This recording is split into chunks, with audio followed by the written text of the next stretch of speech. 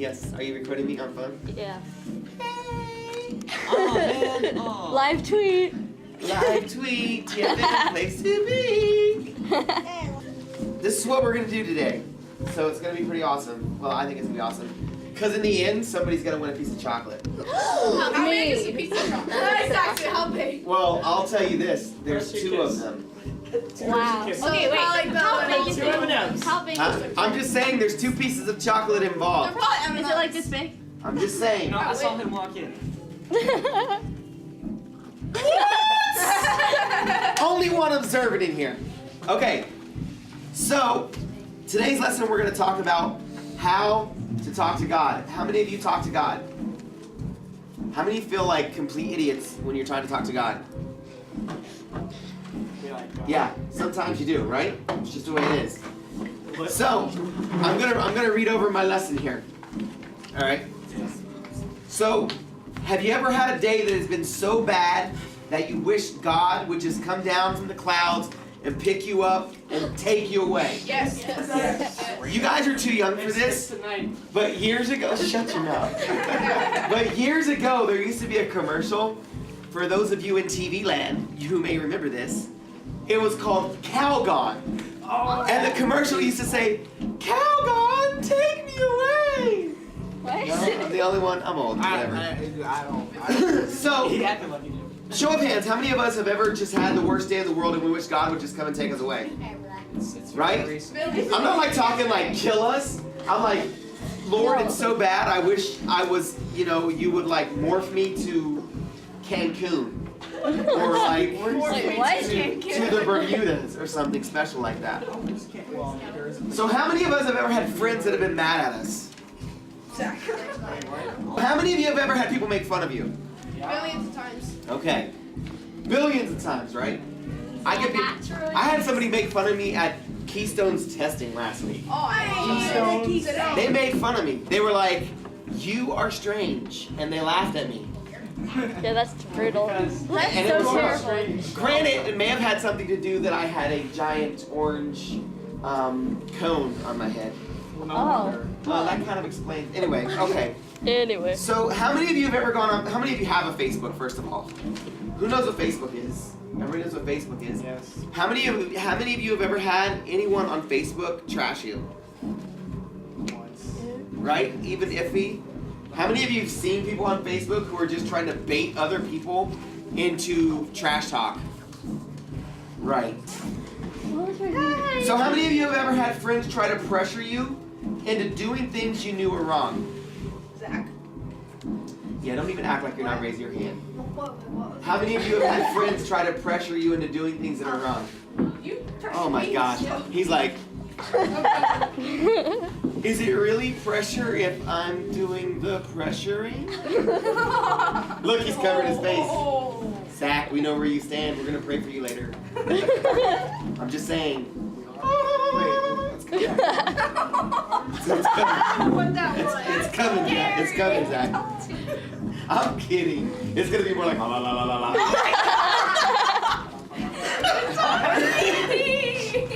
I'm sorry. I do apologize. So while it was going on, while you were being pressured into doing something wrong, or while these things were happening, more so being pressured, how many of you felt like God was far away? When somebody's trying to pressure you into doing something, how many of you feel like in that moment, God is nowhere to be found? Right? Because we're automatically in that moment where somebody's like trying to get you to do something wrong. You're like, okay, God, I really just wish you would remove me. Take me to Cancun, Jesus. That's where I want to go right now. There's a place in Africa called Cancun. There's a place in Mexico called Cancun. Well, they're same there. Well, except in Africa, I'm sure it's not a resort. Oh, okay. Yeah. So, I'm just saying, I want to go to Cancun, Mexico, You know what? to relax in the sun. Let's go more. But anyway, all right, listen. So how many of us have in that moment have thought, Jesus, where are you to take me away? Or even just give me strength to say no, right? Zach, raise your hand. So, when we feel like God is far away from us, okay, and we feel like he's an individual that is set apart from us, all right, we have to understand in that moment that that is the furthest thing from the truth. In that moment where you feel like God is the furthest away from you is actually when he is the closest to you. Okay? Because it's in that moment he is like right in your face saying, what are you going to do? Are you going to choose me? Or are you going to choose somebody else? So it's basically like this. Like, Nicholas, stand up here. Stand up, Nicholas. Oh, don't act like you hate it. You love it. So it's like this. So it's like this. So I'm trying to get Nicholas to smoke a little Buddha. Everybody knows what Buddha is, right? Anybody knows it? Okay. I don't know Buddha. Weed. I'm old. I'm old. Okay. Back in my day, it was called Buddha. Hey, shh, listen. Like, Sorry, edit. I hit him. Yeah, That stuff yeah. probably shouldn't be on TV. Anyway, TV. it's in that moment though when Nicholas is feeling his most furthest away from God that Christ is actually standing right here. And he's holding on to his arm. And he's saying, Nicholas, what are you going to do? It's in that moment that we know that we're closest to God. All right? Get out of here. Anyway, that was a little visual illustration between Nicholas and me. I played the role of Jesus. Sorry, Garrett. Sorry, didn't mean to. So for the next 12 weeks, we are going to be discussing different ways to deal with stress. All right? So it's going to be awesome. I think it's going to be awesome. I found this study online. It's called the Freedom Ride. For those of you taking copyrights, that we are going to be discussing. I read over it and I think it's awesome and I think it's going to be something cool. I'm talking to the camera. It's copyrighted. Freedom Ride. Look it up. If you don't listen here, you can find it online. I'm sure it'll tell you everything we're talking about. Okay. That was my best George Lopez. What? Watch out. Come on. Anyway. So. I'm sorry. I'm sorry, this is gonna be the best blooper video ever. And we're only back one time. Oh my gosh, this is terrible. So we have to understand that in these moments, we have to speak to God. Okay, I messed up. I need to backtrack. So Mark chapter 2, verse 17 says this. It is not the healthy who need a doctor, but the sick. Jesus came for the stressed out, the anxious, the picked on, the pressured. So if any of those things describe what we are going through in life, he came for us. Okay? Even as Christians, that is junk that we deal with on a daily basis. I was going to say crap, but I'm not sure if that's appropriate. Is it? Is that the crap that we deal with? That's the crap that we deal with. Sorry. That was DJ Wright's fault. He pressured me. don't point the camera. It's weird. Yeah, point it at me. So the first.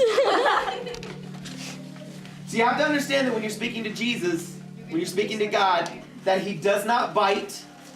I know, that was so funny when they said they put it in there. He does not bite you. He will not bite you. Jesus is not going to say, Joshua, if you talk to me, I'm going to bite your ear off. Okay? But Jesus will listen to you. Even when you feel like he's not listening, he's listening. See, sometimes we get intimidated with God because he's so big. When we deal with God, we deal with Christ, we deal with things we deal with the thought, the aspect of a person that is so much bigger than us. And he's almighty. But we need to understand that when we're speaking to him, it's a completely different thing. When we're speaking to the Almighty, we're speaking to him as if he was here with us. I've said this 100 times. Whenever you pray, whenever you talk to God, you don't have to go into this whole big, oh, Jesus, God the Father, come before. You don't have to do that. You know, I know preachers do that, and I know people do that at the altar, and I'm guilty of doing it myself. Sometimes I get that old-time religion in me, and I'm up there praying at the altar. I start going off. And the oh Jesus. But you know what? Maybe there's a time and a place for that, and God uses that in his own way. But when it comes to your personal, Emily's personal relationship with God, Joshua's personal relationship with God, Garrett's personal relationship with God, it is an intimate conversation that you can have with him man to man or woman to woman. You don't have to be all I'm insignificant in the eyes of God. Just talk to him. That's the whole purpose of what we're talking about today. So who in here wants to have a job that's going to cause you to public speak? No, thank you. Anybody? Jenna. Jenna's going to have a job. Anybody else? Ironic. Nicholas, ironically. Yeah. All right, well, let's go this route here. What do you plan to be when you grow up? NFL running back. Okay, so you plan on speaking in public, Yeah. right? What about you? NFL, not running back. What do you want to do in the NFL? Any position. Just as long as you're getting paid, right? Yeah. I hear you. I'm I'm with you. Listen, the lowest paid player in the NFL was something like $350,000 a year. Listen, you can pay me to sit on the bench $350,000 a year. I get to go to every single NFL game. You don't even have to play. They'll just pay. She wants to be an artist. Well, you're kind of an extrovert. You shouldn't be like, you'll be like, please don't talk to me. I want to paint you. I don't want to talk to you. I want to paint you. You're going to paint a picture of me. I'll be like, Oh, the baby. Stand No? still for 12 hours. well, you're going to paint a version of me? No. She doesn't want that. Paint like a Look at me. I could be a model. No? I mean, it'd be easier to draw glasses. Just black. What about you, Sarah? Author. An author. Yeah, you have to speak publicly. Uh-huh. Yeah. So you got to do it. What did you say? Wait, what? What did you want to be? Football player. Football. You been taking that? No, I'm a bigger Nope, computer. didn't get there. A bigger He's gonna be the guy. What is it? Geek Squad. You're gonna be that guy. No. The Geek Squad guy. It's too late. That's the job we already picked for you. Okay, so that being said, You didn't ask me. well, what do you want to be? Are you an FBI agent or Secret Service agent? See, so she wants to Like kill Risha? people. Emily's like, oh, I want to be a public speaker. Just sit there. You Emily's like, I want to kill people. Jenna. Okay. Oh, Jenna. I know what Jenna. Jenna, what do you want to be? A highly skilled assassin. Creed! Assassin's Creed! No, Assassin's Creed! Assassin's Creed that. We gotta take a Assassin's look at who Creed. Jenna is. Yeah. Jenna. She is. Wait. Back it up. Back it up. What? Assassin's Creed in the wheelchair. Okay. Jenna, what do you want to be? A highly skilled assassin. Damn. An assassin. How's she gonna do it? I don't know that. Listen, Jenna, you're hired. Thank you. I know. I know a guy who knows a guy. Listen, that is a job that is never short. No, You're never short on job. that's true. Okay, Everybody wants to kill somebody. so I need a volunteer. Me. Hey, I'm right here. I'm right Climbing with her wheelchair. Look at everybody volunteering. My name's not Josiah. Climbing up All right, listen, we'll let the newest go first. Joshua. But I want to figure out this. Hello, Joshua. All right, you gotta pick one piece of paper. What? Not that one, though. No, not that one. I'm sorry. I'm really fond of that. Okay, sorry, you can pick one now. Just one. What are you doing taking 18? Okay, so what Joshua has is a tongue twister.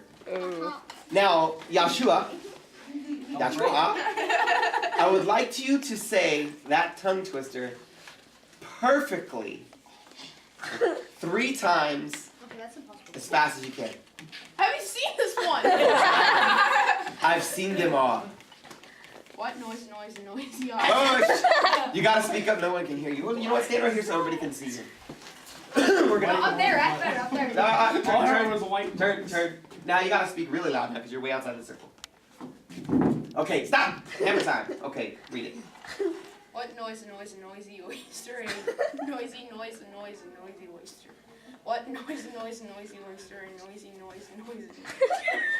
That was awful. You read. Okay, I'm gonna keep this one. Who else wants to try? Because you have like I tried another one. I want to what a quitter. I got a bunch of them in here, but somebody's got to get this one right. If anyone can do it, it's her. She's saying that. I'm thinking. What noisy oyster? oyster? What noise, a noisy oyster? What noise, a noisy oyster? No, noisy oyster. What noise, a noisy oyster? What noise, a noisy That was more oyster? than 3 times. Okay, I think that was okay-ish. Well, so you hold on to that one. You did okay. All right, who's next? I want to do another one. Zach. No, sit. Ubu, sit. Zach, come here. Ubu. You guys remember where that's from? Zachary spelled with CH. All right, Zacchaeus. All right, Zacchaeus. Look at his eyes. No looking. Close your eyes. Oh, quit peeking. Wrong one. I'm sorry. Very good. All right, it's to the right, man. What are you doing? You're losing. Oh, that's awkward. That's awkward. All right. Try it again. Just one. Oh, It's gonna fall out of my hand. All right. Go. Let me see which one you got. I think it's funny. Oh, dude. Good luck. Don't put the camera on me. She kind of has to. Uh-oh.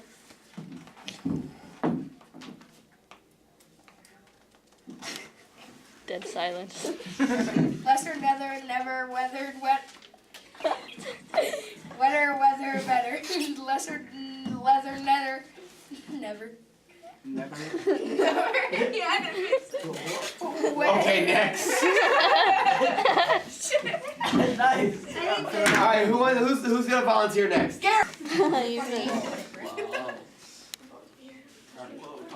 How much wood would a woodchuck chuck if a woodchuck could chuck wood? If a woodchuck could chuck wood, would a woodchuck chuck wood? Wow. That No. one is an easy one. Everybody knows that one. That's my favorite one because I can do it. What's that? What? Listen. Shh, listen. What? What's... Just read it. Just bite down and read it. I'm sorry. This is ridiculous. Can I read? Alright. Shy Shelly says she shall see sheets. What? Shall. I'm sorry. Shy Shelly. Take it. Shy Shelly says she shall sue sheets. Shy Shelly says Okay, she shall. give it up. Shy Shelly says she shall sue sheets. Give it up. That one didn't work for you. All right. You're up, buddy. This is I can read right. No, this means you go. Okay. Whoever's holding the most of these, by the way, gets the chocolate. I'm guessing me and Thomas are the chocolate. Sit down, Yeshua. Jesus, cast him out. What are you doing? That was hard. Okay. All right, listen. Listen, I'm gonna okay. Shy Shelly says she shall sue sheets. How'd that Shy work? Shelly says she. Sometimes when you speak to God, it feels the same way as trying to say a tongue twister. You might stumble over your words. You might feel like you got it all wrong. Or you feel like it's all wrong no matter what you say. You might feel really awkward. You might feel really stupid. You might feel like you want to laugh at yourself. Or like people would laugh at you if they saw you talking to God. God is big. He's like ancient and eternal. So sometimes when we speak to him, it's like speaking a tongue twister. It's like, Peter Piper picked a peckle. I can't say it. It just messes me up. Right? Sometimes we get it. God is so big in our heads that we forget that all he wants to do is listen to us speak. So it's natural for us when we speak to God sometimes to feel like it's just not right. So when Joshua is speaking to God, he might feel like if Garrett was looking at him, he would laugh. Or maybe I'm talking to God about whether or not I should highlight my hair. It sounds stupid. But you know what? God gave me natural black hair. Why shouldn't I talk to him about whether or not I'm going to dye it? Not saying that dyeing your hair is wrong. I'm just saying that having a conversation with God can be that easy. Make sense? All right. You folks at home. So, because God created the universe and because God is so big, it creates a natural split between the natural realm that we live in and the spiritual realm because we constantly are going to mess things up. So it's a constant, hey, I'm torn because I don't want to talk to God and sound like an idiot. Or I know I'm just going to mess it up anyway because I'm a person. Wait, we gotta wait for what's your name? Kendra. What's your name? Huh? I know, I hate the video camera too. I know. Okay. I got there. So, and I said this before, if you're new to Christ or you haven't been paying attention to Him for a while, you might be thinking, what do I say to this person if I talk to him as if he were for real? Or how do I do it and not break out in hives? Like, how do I speak to God and not feel like I'm just going to need a paper bag to stop from hyperventilating? Because I'm just that insecure with who I am as a person. It happens, trust me.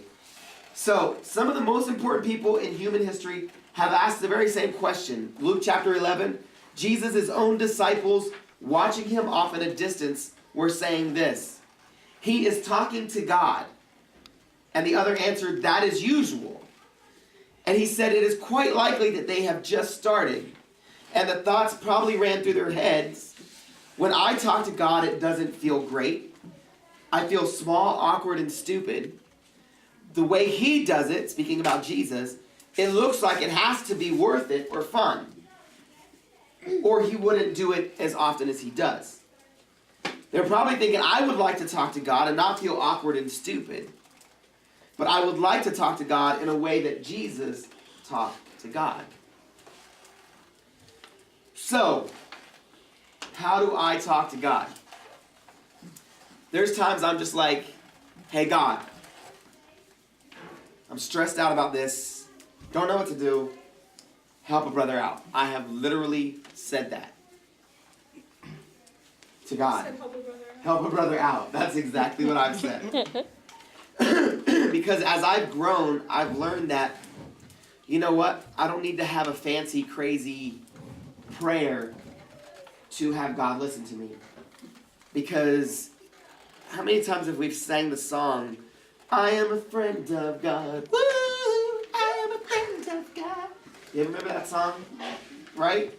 If he's a friend, then why am I talking to him like this? Jesus! Why am I talking to him like that? Yeah, you don't talk to Sounds like you're rising the dead. Right, exactly. All the time. You don't talk to your Really? you don't talk to your friends like that. I do. Except for Kelly, obviously. Right? But when you talk to your friends, you just have a conversation. When I talk to Jenna on the phone, we talk like this. I'm like, yo, Jenna, what's happening? Or, yo, Sarah, take a chill pill. You know? I don't tell Jesus to take a chill pill. So you talk to me differently. So. Yeah, whatever. Anyway, but if you're having a conversation with a friend, you should just be having the conversation. I have said, yo, Jesus. Especially when I'm really stressed. I'm like, okay, God, I am done. It's exactly the conversation I've had. I am done. I am done. I am done. God, I am done. I don't remember what the situation was, but I know it was just like that. And you know what? God responds to that. He's going to respond to you. Now, you could if you want to.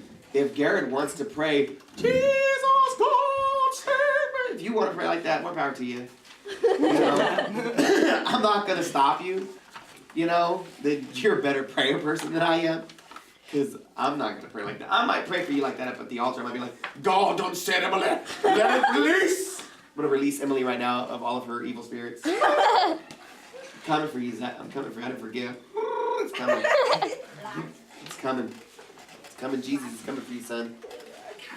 So what are we supposed to say when we talk to God? So, because we are speaking with the creator of the universe, the man who created all things good and bad, our conversation should not be so stressed. I should be talking to him like, okay, God, so you created the universe. How? You know? I've literally asked that question. I haven't got an answer yet.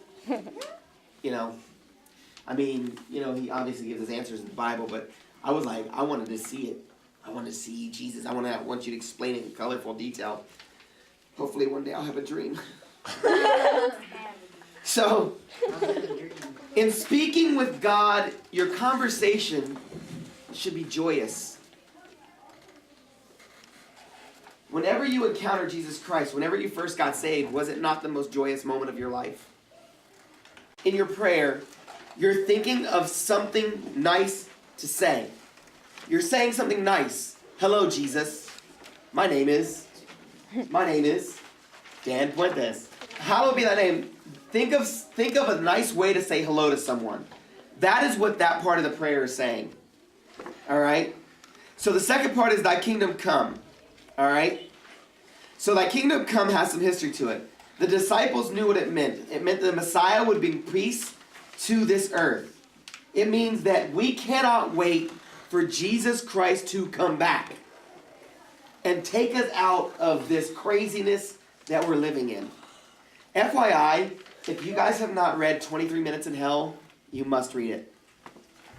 It's a book. Absolutely redonkulous book. Redonkulous. It is so powerful and compelling. Probably one of the best reads I've read in a while. So anyway, thy kingdom come. So tell him how excited you are to talk to him today. So give us this day our daily bread. Is telling him what you are grateful for and what it is you want. Forgive us of our trespasses is to tell him if you feel guilty about anything. Anything in this day that you have done that you feel guilty about, let him know. Drop it on his shoulders. Put it on him like you ain't never told nobody nothing before. God, I feel guilty because today I let the F-bomb slip during math class. Or today I feel guilty because I did this or I did that. This is your moment during the prayer to just really let everything out that has been weighing you down throughout the day. Whether it's something huge, stupid, or embarrassing, tell Jesus about it. That's why he will forgive us of our trespasses. He's going to forgive us of what we have been holding on to throughout the day. The most important part about prayer is that when you're releasing this stuff, the feeling of guilt will go. Because Christ doesn't want you feeling guilty about something he's already taken from you. So if you've said, God, I feel really crappy today because I cursed today, or I was acting a fool and bullying somebody today. I feel really guilty about that, and I'm letting it go. All right? God doesn't want you to feel guilty about it once he takes it from you. So in that moment when you're praying, you should feel like a release because you're no longer holding on to that guilt. Does that make sense to everybody? So, and forgive us our trespasses is tell him to take away our guilty feelings, which I said. Forgive those who trespass on us is basically saying, God, I'm letting go of whatever or whoever it was that was trying to steal my joy today. Whatever it is you're fuming about, whatever it is you're angry about, whatever it is that has been taking your joy away for that day, if you continue to let it steal your joy, then the other person has won. Release it. Please release it. Let it go. All right, you guys don't know about that. Engelbert Humperdinck, whatever. Lead us not into temptation. Lead us not into temptation. Ask him to protect you from doing wrong from here on out. Are you going to mess up? We all know that we are. That's the reason we go back to prayer and talking to God and asking God to take care of these things for you. Deliver us from evils. Protect us from others as well as from our own desires to be awful sometimes. It is human nature sometimes just to be evil, nasty creatures. It's just what we do. There are times, even as Christians, where we find ourselves in a position where we're like, you know what, if I only had, I'm telling you right now, if I had, Jesus help me. I'm telling you, it's in our nature sometimes to be angry. So we ask God to lead us not into that temptation, to protect us from doing anything wrong, to deliver us from evil, to protect us from others, as well as our own natural desires to be mean people. Okay? It's ironic because we have pups now. It's ironic because as I'm watching these puppies grow, I can pick out like one or two of the puppies that are just snikey. Like the one puppy will literally shove the other puppy out of the way so that he can get to the food. Remember this, when you're talking to God, it starts out feeling like you're stumbling around and you're fumbling your words and it sounds funny. It may sound funny to you, may feel funny to you, but He is always listening. And if you continue to practice talking to God, it becomes normal. And then it becomes regular speech. It's just like the first time I ever heard the tongue twister, how much wood would a woodchuck chuck if a woodchuck could chuck wood, if a woodchuck could chuck wood, would a woodchuck chuck wood? I could not say it that well. Stumbled around, sounded crazy. I laughed at myself. Other people laughed at me. But I kept doing it until I got it right. And you know what? That might be easy now, but when you first try to say it, it's not as easy as it tries to be. It's the same way with our relationship with God, our talking to God, and how easy it is to talk to God. It may start off sounding like a bunch of mumbled words.